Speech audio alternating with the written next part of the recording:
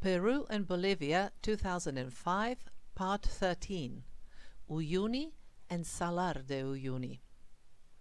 The trip from Potosi to Uyuni was rather long. It took us 6 hours to cover some 200 kilometers because the coach drove over a dirt road covered by gravel. The transportation was a slightly modernized version of a chicken bus, but it was okay. Admittedly, at first I had to get used to exhaust gases that slightly leaked into the passenger cabin, but in the end the main problem was dust that entered probably through the floor since the windows were shut tight. The window situation also proved to be problematic when it got quite hot in the coach during the day and no window could be opened. Still, not everything was bad. I sat next to a very nice guy, Alfredo, and chatted with him occasionally. The rest of the time I spent watching the landscapes we went through. Potosi is at 4,100 meters above sea level and Uyuni is at 3,668 meters. So we went along the same altitude more or less, but everything seemed like a desert or rather a wasteland. There were no trees to speak of. Bushes were but a rare phenomenon, and the only regularly encountered vegetations were clumps of grass scattered across the barren soil that dominated the scenery. I did see on occasion, though, some cacti in valleys and on naturally protected slopes, and in one broader depression I saw a few trees similar to willows or poplars. However, what made the strongest impression on me were the colors that appeared incredible: ochre, grey-yellowish, rarely greenish, and at one point we entered a section where the rocks around us and the entire landscape were in reddish tones. The road mostly led across the inclines of elevated ground, over passes and along plateaus, but in a couple of places it dropped into small canyons as well. First it would follow the edge, then it would go down, then along the bottom of the canyon, crossing it and then taking us up again to the other side. All in all, regardless of the transportation conditions, I was very happy to have taken that road because the views were marvelous. When I finally reached Uyuni, I thought, what a place! It was founded in 1889 at a railway crossing, and it is located at a very flat plateau at the official altitude of 3,668 meters above sea level. Uyuni is completely away from the rest of the country, but I went there with a specific intention to go on a 3-day trip across the southwest Bolivia. These trips across the faraway places of the country are indeed the main reason why tourists venture here at all, so Uyuni is completely focused on meeting the needs of visitors it basically lives on. Thus, even at a very modest hotel in which I stayed, I had a heater and managed later to warm up the room in which I slept. Still, the first thing I did after leaving my things at the hotel was to go to an agency and pay for a trip that was leaving the day after. Then I walked around the place a little and went to an internet cafe. When I say walked around the place, I mean I covered a couple of 100 meters in one way and then the same in the other, and that was it. Then I headed for the central square. When I got there, I saw a crowd of people looking towards the center where a military band played some tune. There were officers, soldiers, children, ordinary citizens and tourists, and they were all standing still. Not thinking too much, I continued to walk, wanting to get closer and see in more detail what was going on. And then suddenly I spotted a soldier who started to go in my direction, and I finally became aware that I was the only person moving. I momentarily stopped, and the soldier went back to his place. I suppose that the music in question must have been the Bolivian anthem. I really didn't have any intention of not showing respect for the country and the nation I came to love so much in the meantime. It was simply a moment of inattention and not thinking, as well as of ignorance. Even today, I have no clue about the tune of the national anthem of Bolivia. On the other hand, this situation has inspired me to think a little about the whole thing, the state, the nation, and the holidays. Let me clarify it. The next day was the Day of Independence, and this was the occasion for organizing the military music and the festivity in the main square of Uyuni.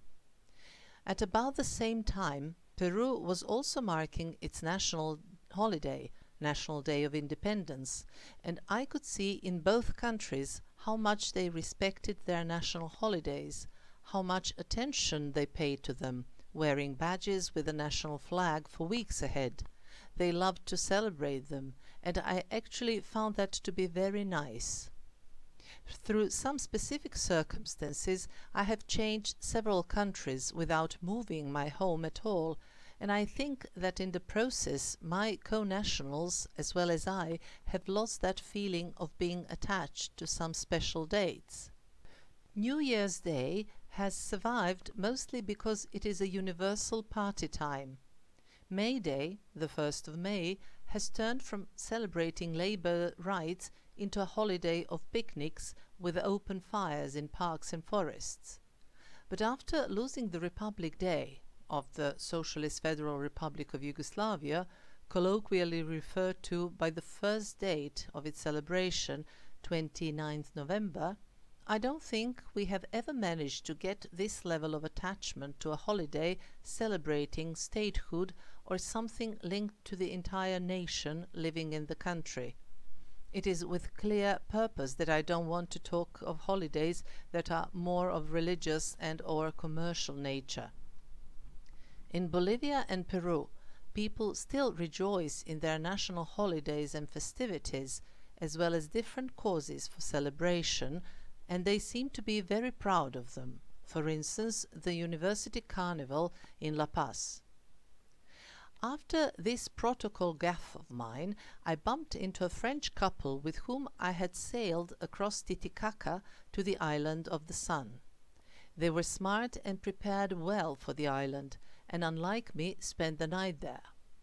This time we chatted for a while, and when I told them I was from Serbia, they were delighted since they adored Kusturica, the acclaimed Serbian film director.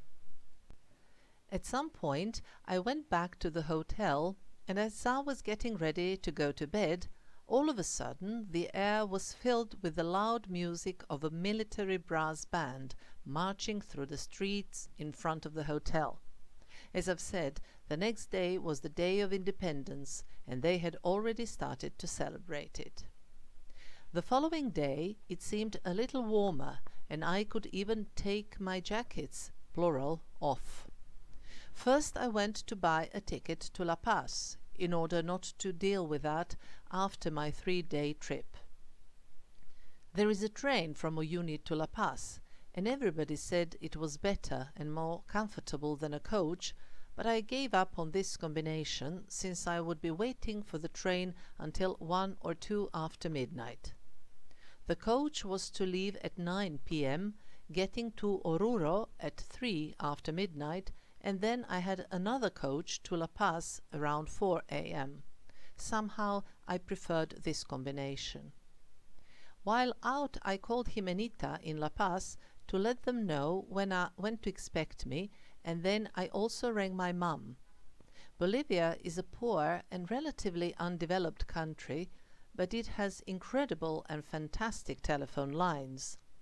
In such a remote place, I made a call from a public phone booth to another remote place on the earth, and the line was established at once, and I spoke with my mother as if we were in 2 adjoining rooms.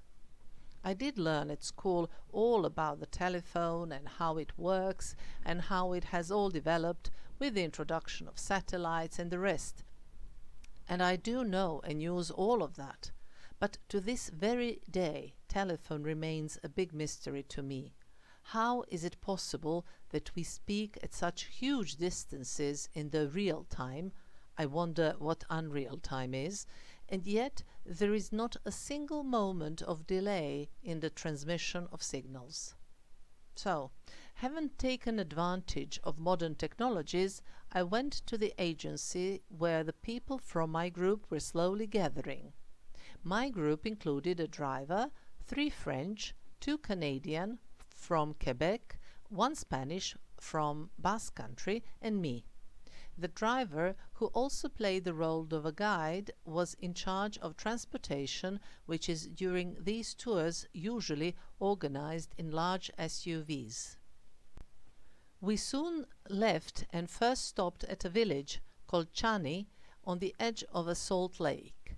This is where they gather to dig out salt, process it further, purify it in furnaces, add iodine, and then sell. In addition to the production of kitchen salt, salt crystals are also used for making souvenirs for tourists.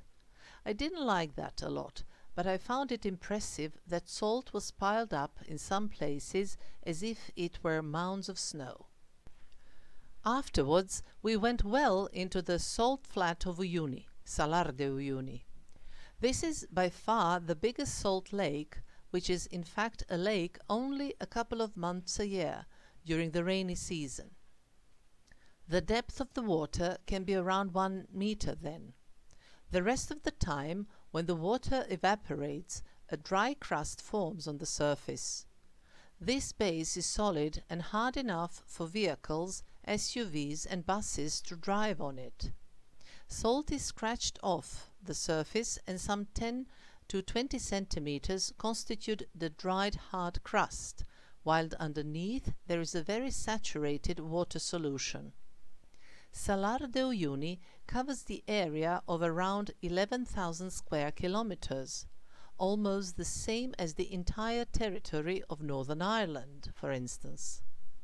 And it is all covered in salt. In some spots, salt deposits reach the depth of around 200 meters.